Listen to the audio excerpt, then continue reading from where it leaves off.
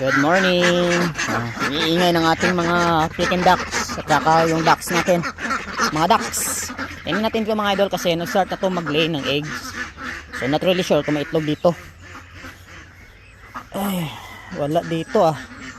Saan kaya itong mga to? Saan kaya ng itlog? Saan kaya ng swimming pool? Mga idol.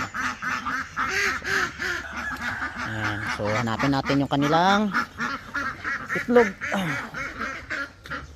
Wala dito. Wala dito mga idol. Dito. Wala. Yan. Ito mahirap kapag naka free range yung ducks. Talaga pinapabayaan ko lang din sila. Wala tayong nakitang itlog. Dahil lang itlog na ito mga idol pero maliliit pang itlog nila eh.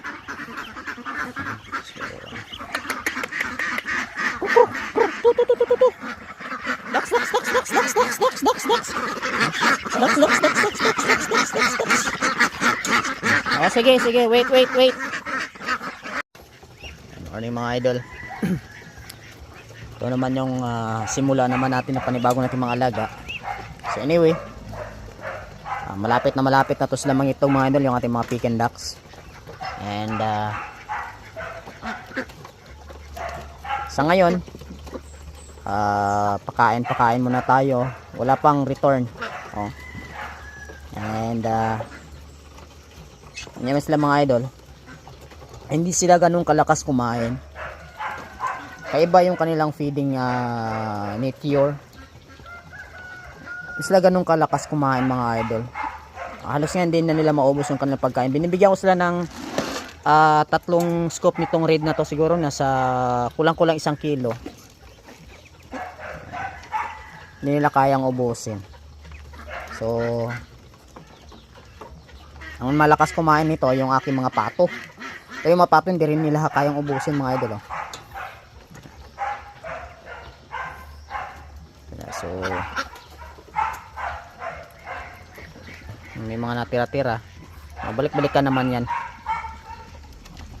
Yung binibili kong pagkain sa kanila yung medyo mumurahin lang, yung PDP, yung Pollet Developer. So ito sila.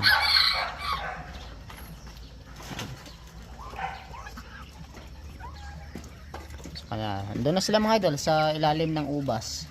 Doon na sila maghanap naman ng mga bulate, mga uodo na pwede nilang makain. So mag-alaga na naman tayo ng super worm.